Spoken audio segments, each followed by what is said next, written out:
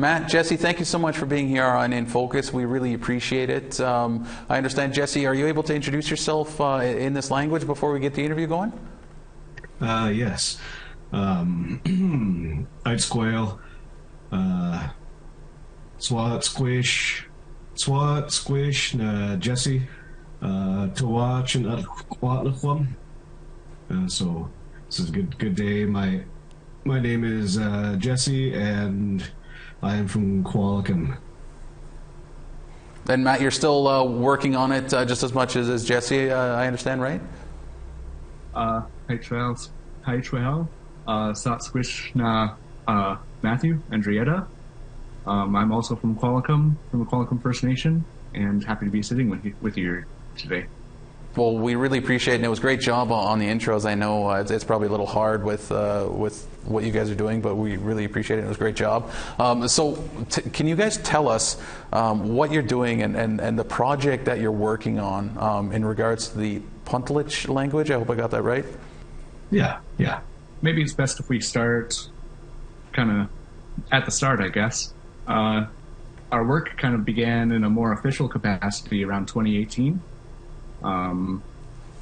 through the continuation of a project that I had started at UBC, and then in partnership and communications through our elected chief, Gordon Michael Recalma, who had formed a partnership with the provincial government, and a woman named Sarah Quinn, who works for the Ministry of Indigenous Relations and Reconciliation. And that's when funding started to flow a bit more.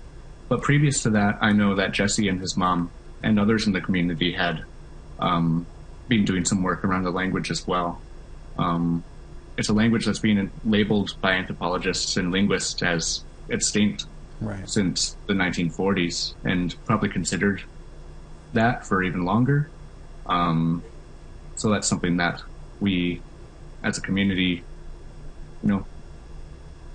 we're feeling the absence and wanted to start undoing that understanding and reconnecting with the language. So that's kind of when the work started in a more official capacity.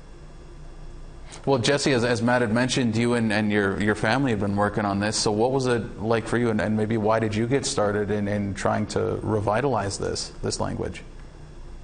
Back in my earlier interest of the language, I kept hearing the phrase that it was extinct, and so what I did was I went to look up, see if there's any sort of documentation whatsoever, just Googling different forms of the spelling of Pentl'ach, and what I found was there was a set of documents at the American Philosophical Society in Philadelphia that had a bunch of Franz Boas's handwritten notes that he had documented of Pentl'ach back in the late 1800s. And so my mom and I had gotten in touch with somebody from there who was sort of in tune with the idea of bringing those sorts of knowledge and papers back to communities through repatriation. And so they were able to hook us up with those documents before they were digitized. And then at that point I just started reading and started recognizing some words I knew from other languages, and really just started to get attached to the documents from there, and that's where I started working on it. Well, this question could be for either of you, but you guys had mentioned this project and how it's sort of picked up some steam, I guess, over the last few weeks and months here. But why is this project necessary? I mean, what prompted the need for this project to begin in the first place? Ooh. It's a bit of a loaded question, and I think you can really take that in a lot of different directions, right? I mean, languages are part of who we are. They're a part of how we understand the world around us and how we relate to it. And it's informed by the world around us, and vice versa, too.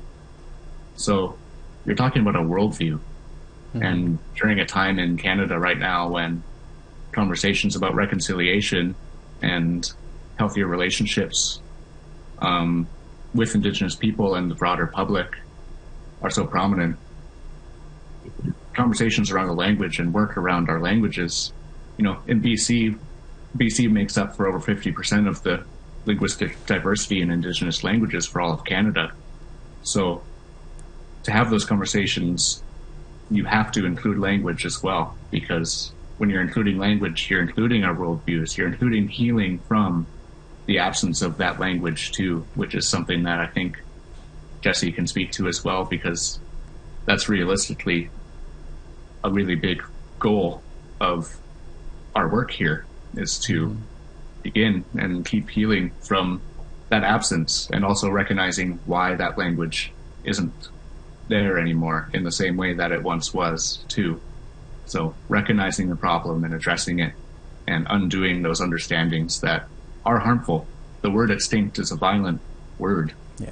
And oftentimes in relation with the language, it gets extended to ourselves as people and our culture and our ways of being. So I don't know if that answers your question, but that's really well said, Matt. Yeah, absolutely. And sorry, Jessie, just Matt had touched on my next question. Maybe why or what you guys are maybe hoping this project brings or comes from this project in terms of the language.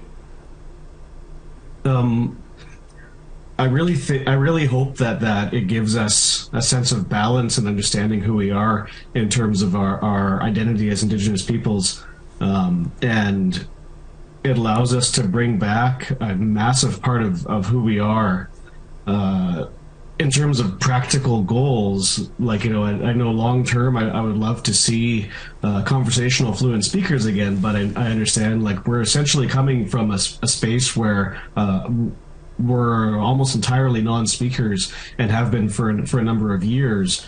And when we get a project like this and building a type of momentum, we can sort of build it together and give ourselves that pride and understanding of who we are and how we understand how we belong to the land we live on.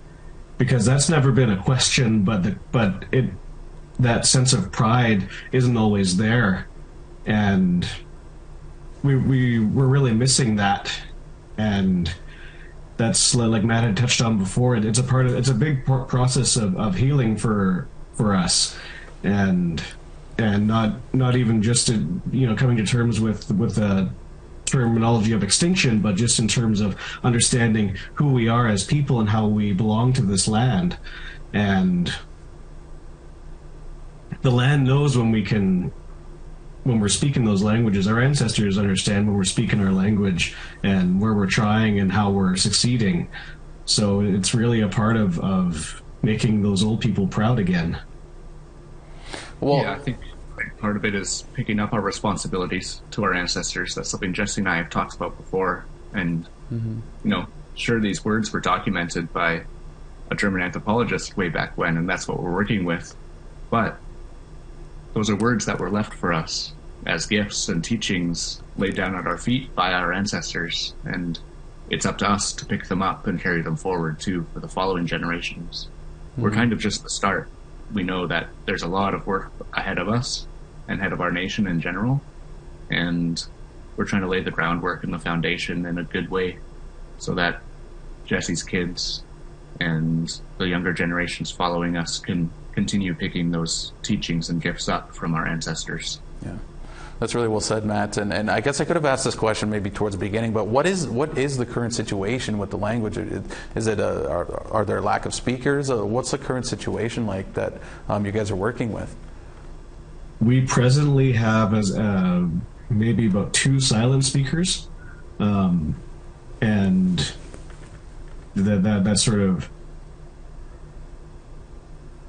their recollection of hearing language was from one of our passed on relatives that taught them just some vocabulary back when they were kids. Okay. And other than that, just even smaller handful of people who are, you could kind of say, learners. Right. Yeah. So the situation too is Jessie's taking on a lot of the reconstruction work, but we're working almost exclusively off of written documentation to discern and learn what our language sounds like and what it can look like and how we can build it ourselves too. And, it's a language revitalization project, but it's also a reclamation project too, because we've got to take those things back for ourselves. And the way we're finding ourselves having to do it, Jessie has said this before too, is you're almost having to learn 5 different languages to start to learn ours.